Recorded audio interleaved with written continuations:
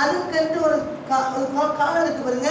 அந்த பிசினஸ் பண்றதுக்கு, நீங்க ஒரு இதை தொடங்குறதுக்கு, ஒரு வீட்டை வாங்குறதுக்கு, ஒரு காரை வாங்குறதுக்கு, அல்லது ஒரு படிப்பை முடிக்கிறதுக்கு, அல்லது ஒரு வேலை வாங்குறதுக்கு, அல்லது ஒரு அதிகாரியை பார்க்கறதுக்கு, அவர் வியாபாரத்தை தொடங்குறதுக்கு ஏதோ ஒன்று இருக்கும் போது அங்கே ஒரு தேவை இருக்கு பாருங்க.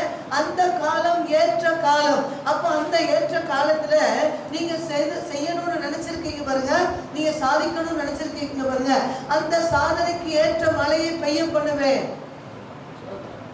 அந்த சமயம் அப்படி ஒரு சமயம் வரும் பாருங்க. இருப்பீங்கன்னா சின்ன குழந்தைங்க இருக்கிறாங்க, அவங்க ஒரு 25 வயசுக்கு அப்புறம் கல்யாணம் பண்ணணும். அப்போ அதுக்கு கையில் எதுவுமே இல்லை, நம்மகிட்ட எதுவும் கிடையாது, சேமிப்பு இல்லை, நம்மகிட்ட ஸ்டாக் ஒன்றும் இல்லை, பேங்க் பேலன்ஸ் இல்லை.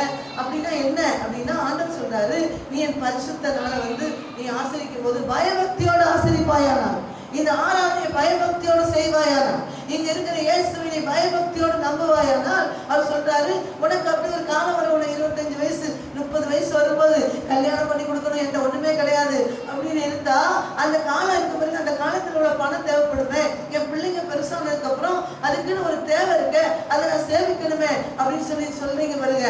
அந்த காலத்துல அதை நான் உங்களுக்கு கையில தருவேன்.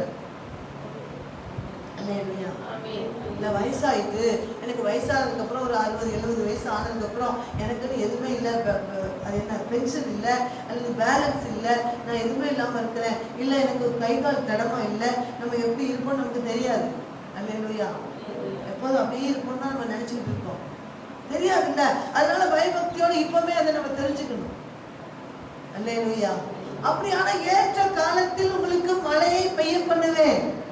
அந்த காலம் வரும் பாருங்க, உங்களுக்கு என்னென்ன தேவை, எந்தெந்த காலத்துல எதை நீங்க செய்யணும், என்ன சாதிக்கணும், எதையாவது ஒன்று பண்ணணும் அப்படின்னு சொன்னா அந்த காலத்துல மழை பெய்யும்.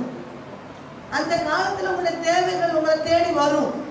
எப்போ அப்படின்னா, நீங்க பயபக்தியோடு ஆசரிக்கும் போது, பயபக்தியோடு பரிசுத்த நாளை பயபக்தியோடு நீங்கள் ஆராதனை செய்யும் போது அவைகள் உங்களுக்கு உண்டாகும். அப்படியான அதற்கான நிறைய பிரயாசங்கள் ஓடி ஓடி பண்ணணும் அப்படின்னு இல்லை.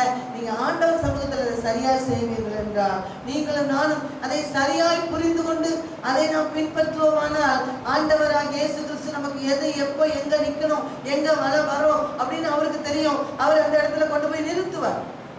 அல்லேலூயா. கர்த்தருக்கு மகிமை உண்டாகும். நல்லவர். யோசேப்பு அப்படிதான் கொண்டு போனார். ஏன்னா அத்தனை நாட்டுக்கும் அவர் அதிகாரியா இருக்கணும், அதிபதி, முழு அந்த எகிப்து தேசம் முழுவதுக்கும் அதிபதி அங்க வைக்கணும் அப்படின்னா அந்த இடத்தை விட்டு கொண்டு போறார்.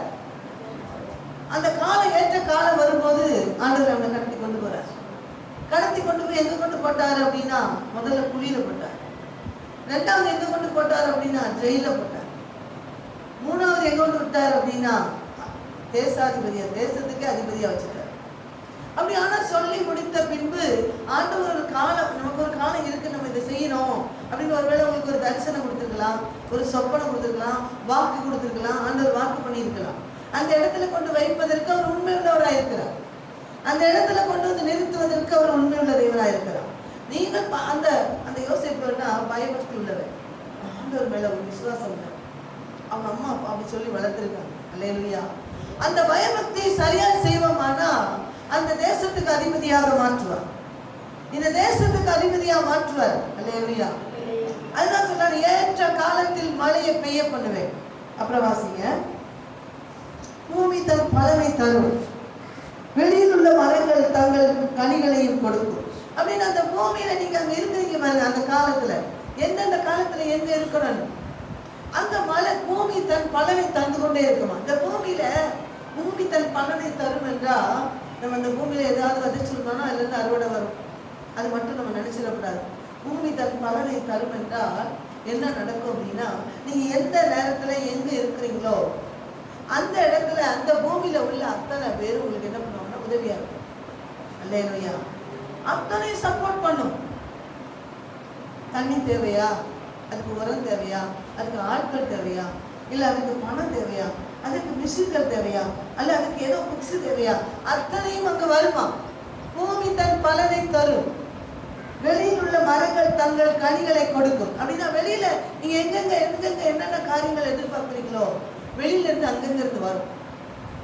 வெளியில இருந்து தங்கள் மரங்கள்ல இருந்து கனிகள் உண்டாகும், அங்கங்க இருந்து உங்களுக்கு பாதையில் அங்கங்கிருந்து உதவி, அங்கங்கிருந்து சப்போர்ட். நீங்க என்னெல்லாம் பண்ணணும்னு நினைச்சிருக்கிறீங்களோ அத்தனைக்கும் வெளியில எங்கிருந்து வரணும்? ஒரு அதிகாரிகிட்ட இருந்து வரணுமா, அல்லது ஒரு விவசாயி பெரிய இடத்துல இருந்து வரணுமா? அங்கிருந்து வரும் அப்படின்னு சொல்றாரு. எப்போ அது வரும் அப்படின்னா, நீங்க பயபக்தியோடு கர்த்தரை ஆராதிக்கிற போது அப்படின்னு சொல்லி கொடுத்துருக்கீங்க. அடுத்த வசனத்தை வாசிக்கலாம்.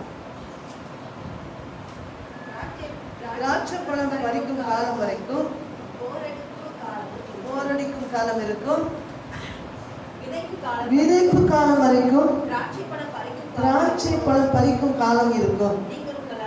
நீங்கள் உங்கள் அப்பத்தை திருப்தியாக சாப்பிட்டு உங்கள் தேசத்தில் சுகமாய் குடியிருப்பீர்கள். ஆண்டவர் சொல்றாரு, நான் ஏற்ற காலத்துல உனக்கு கொடுப்பேன்ல, அது மட்டும் கிடையாது, நீங்க உங்க அப்பத்தை திருப்தியா சாப்பிடுவீங்க. அப்புறம் அவங்க சொல்றாரு, நீங்க திராட்சை பழம் பறிக்கும் வரைக்கும், அடுத்த நீங்க விதைக்கிறீங்க பாருங்க, அதுல பழம் வர்ற வரைக்கும் இங்க பழம் கொடுத்துட்டே இருக்கும்.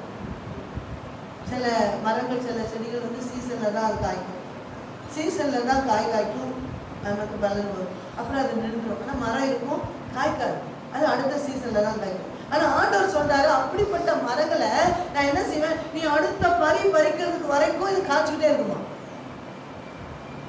அடுத்த திராட்சை பழம் வரும்ல, அடுத்து நட்டு விதைச்சி நட்டு வளர்ந்து எடுப்ப பாருங்க, அது வரைக்கும் இந்த பழம் திரும்ப வந்துட்டே இருக்குமா, விளைஞ்சுக்கிட்டே இருக்குமா. அல்லேலூயா.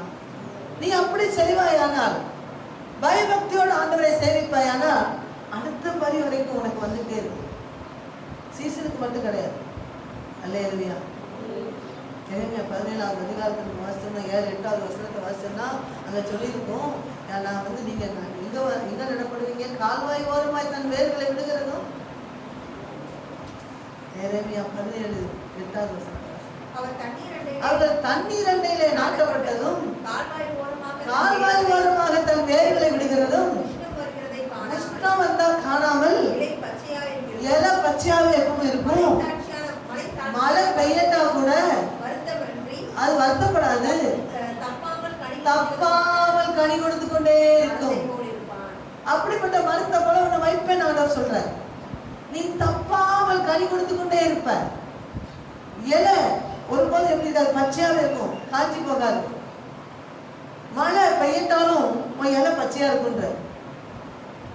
ஏற்ற காலம் உனக்கு என்ன காலம், அந்த காலத்துல நான் அந்த நிமிஷத்துல உனக்கு மழையை பெய்ய பண்ணுவேன். அப்ப மழை காலமே கிடையாது, ஆனா உன் இலை பச்சையா இருக்கும். எப்படி? கர்த்தருக்கு ஸ்தோத்திரம். பனியில சில செடிகள்லாம் வளரும், பனி விழுந்து, பனியினால பனி துகள்கள் அப்படியே விழுந்து சிறு சிறு சிற்றோடையா போகும். சின்ன சிற்றோடைகளா போறதை பார்த்துருக்கோமா? பனி விழுந்து அப்படியே அப்படியே விழுந்து சின்ன சின்ன துளியா விழுந்து அது அப்படியே சிற்றோடைகளாக போய் நிறைய செடிகளுக்கு உதவி செய்யும், நிறைய மரங்களுக்கு உதவி செய்யும். அந்த பனிகளால் வரக்கூடிய அந்த செடிக்கு பாருங்க, அவ்வளோ அழகா அப்படி அதை உள்வாங்கி அப்படியே பச்சை பச்சேன்னு அப்படி அழகா அப்படியே சிலுத்து நிற்கும். அல்லேலூயா. நீங்க போனீங்கன்னா கொடைக்கானல், இப்போ நமக்கு பனி விழுது, கொடைக்கானல் ஊட்டி அந்த பக்கம் நம்ம இருக்கு, அதுக்காக பனி பிரதேசத்துக்கு நான் போனது கிடையாது.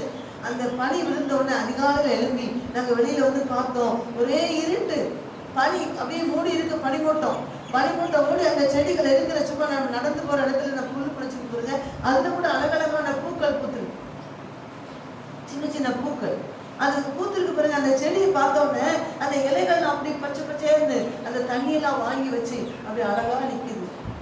அல்லேலூயா. வசனம் சொல்லுது, நீங்க மழை இல்லாட்டா கூட மழை தாட்சியான காலத்திலும் இலை எப்பவும் பச்சையா இருக்கும், இலை பச்சையா இருக்கும். அதுக்கென்று ஒரு பனியை நான் பெய்ய பண்ணுவேன். வருத்தமின்றி மழை பெய்யலையே, தண்ணி இல்லையே, அது இல்லையேன்னு சொல்லி வருத்தப்பட மாட்டேன். வருத்தமின்றி தப்பாமல் கனி கொடுப்பான். நீ வருத்தப்படாமல் உனக்கு கனி கொடுக்கக்கூடிய வைப்பேன்ற.